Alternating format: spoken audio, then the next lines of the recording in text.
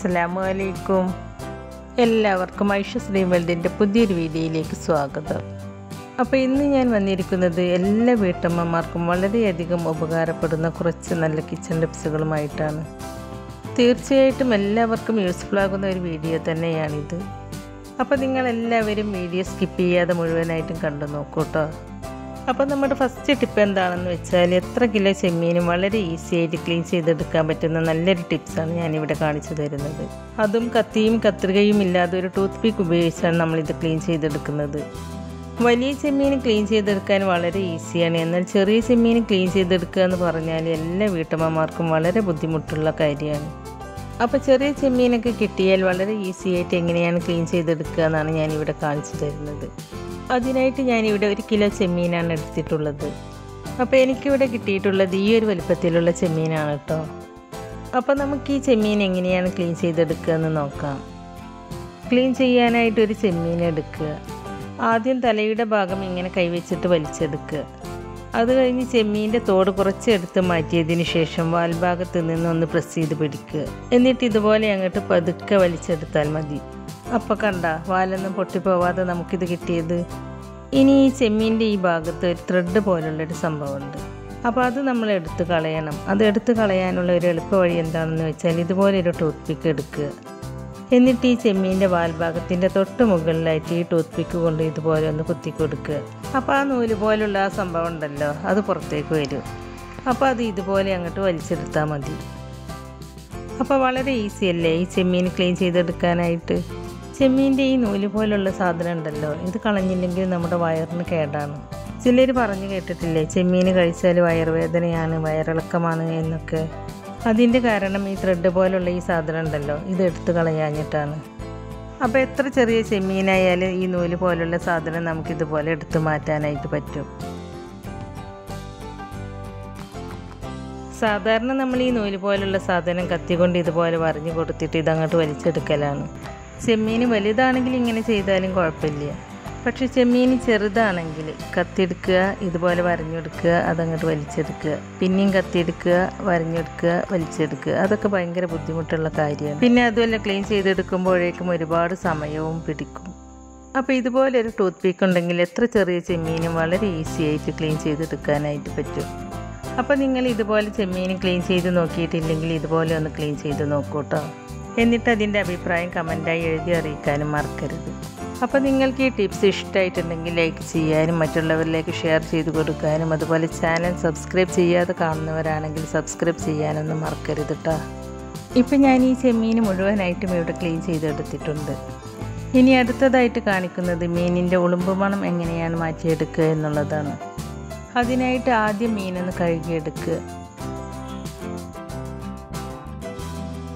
എന്നിട്ട് മീൻ ഇതുപോലെ ഒരു പരന്ന പാത്രത്തിലേക്ക് ഇട്ട് കൊടുക്കുക. അതിനുശേഷം ഈ മീനിലേക്ക് കുറച്ച് കല്ലുപ്പ് ഇട്ട് കൊടുത്തിട്ട് ഈ പാത്രത്തിൽ വെച്ചിട്ട് ഇതുപോലെ കൈകൊണ്ട് ചെറുതായിട്ടൊന്ന് അരച്ച് കൊടുക്കുക. അതിനുശേഷം കഴുകി കളയുക. ഇങ്ങനെ കഴുകിയെടുക്കുമ്പോഴേക്കന്നെ മീനിൻ്റെ ഉളുമ്പ് മണവും ആ വഴുവഴുപ്പൊക്കെ കുറേയൊക്കെ പോയി കിട്ടും. ഇനി മുഴുവനായിട്ടും പോയി കിട്ടണമെന്നുണ്ടെങ്കിൽ മീനെ ഒരു പാത്രത്തിലേക്ക് ഇട്ട് കൊടുത്ത് അതിലേക്ക് കുറച്ച് വെള്ളം ഒഴിച്ച് കൊടുക്കുക. എന്നിട്ടൊരു ചെറുനാരങ്ങ ഇതുപോലെ കട്ട് ചെയ്തിട്ട് ഈ വെള്ളത്തിലിട്ട് കൊടുത്തിട്ട് കുറച്ച് നേരം വെക്കുക.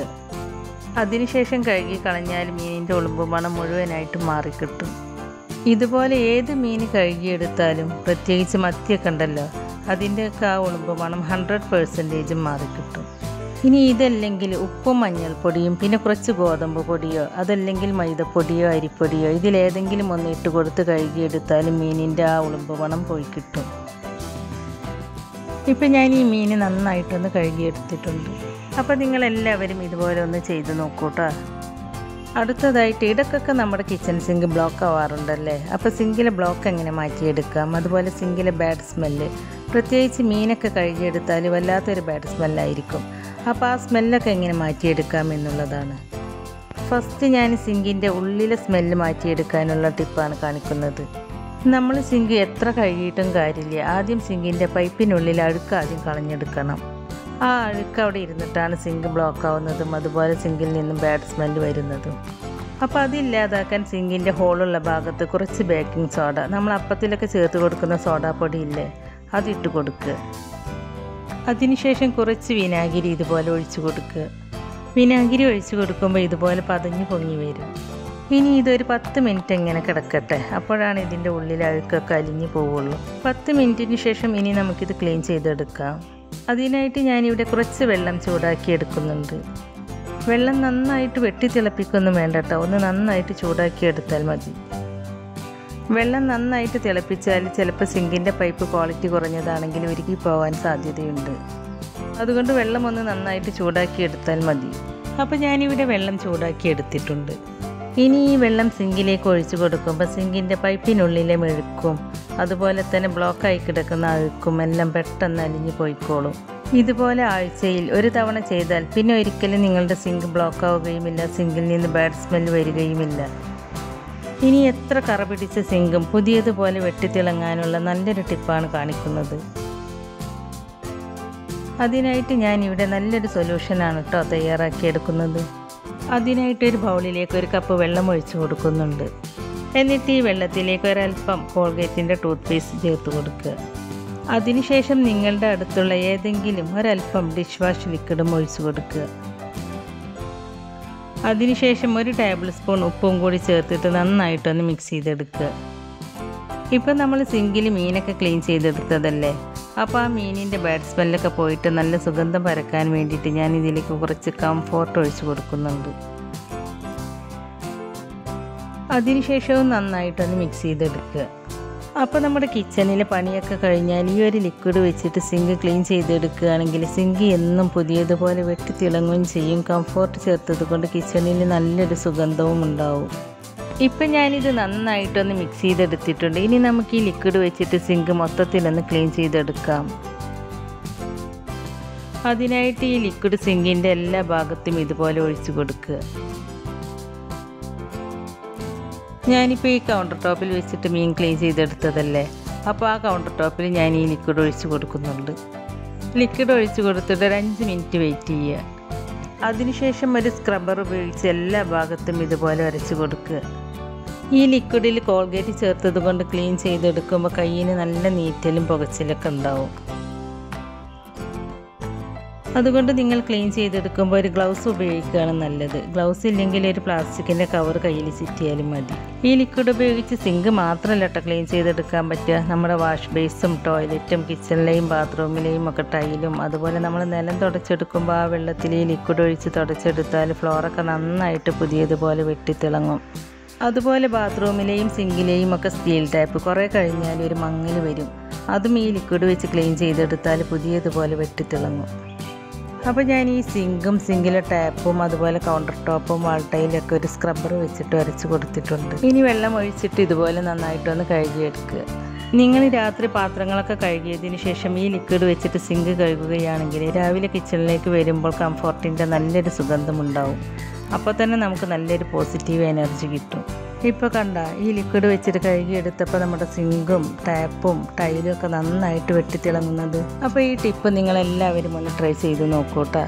അതുപോലെ നിങ്ങളുടെ പാത്രങ്ങളൊക്കെ കഴുകി കഴിഞ്ഞാൽ സിങ്കിൻ്റെ ഹോൾ എപ്പോഴും ഇതുപോലെ അടച്ചു വെക്കണം. അല്ലെങ്കിൽ ഈ ഹോളിലൂടെ പാറ്റകളും പ്രാണികളും ഒക്കെ കയറി വരും. അപ്പോൾ ഇങ്ങനെ അടച്ചിട്ടാൽ സിങ്കിൻ്റെ ഹോളിലൂടെ പാറ്റകളൊന്നും കയറി വരില്ല. അടുത്തതായിട്ട് നമ്മൾ മീനൊക്കെ ക്ലീൻ ചെയ്തെടുത്താൽ നമ്മുടെ കൈകളിൽ നിന്ന് മീനിൻ്റെ ആ സ്മെല്ല് അങ്ങോട്ട് പോയി കിട്ടൂല, പ്രത്യേകിച്ച് മത്തിയൊക്കെ ക്ലീൻ ചെയ്തെടുത്താൽ. അപ്പോൾ അത് പോയി കിട്ടാനായിട്ട് കുറച്ച് വെളിച്ചെണ്ണ 2 കൈകളിലും ഇതുപോലെ ആക്കി കൊടുക്കുക. എന്നിട്ട് ഏതെങ്കിലും സോപ്പോ ഹാൻഡ് വാഷോ ഉപയോഗിച്ച് കൈ നന്നായിട്ടൊന്ന് കഴുകിയെടുക്കുക. നമ്മൾ നാരങ്ങയുടെ നീര് പിഴിഞ്ഞെടുത്തതിന് ശേഷം അതിൻ്റെ തൊലി കളയാറല്ലേ പതിവ്.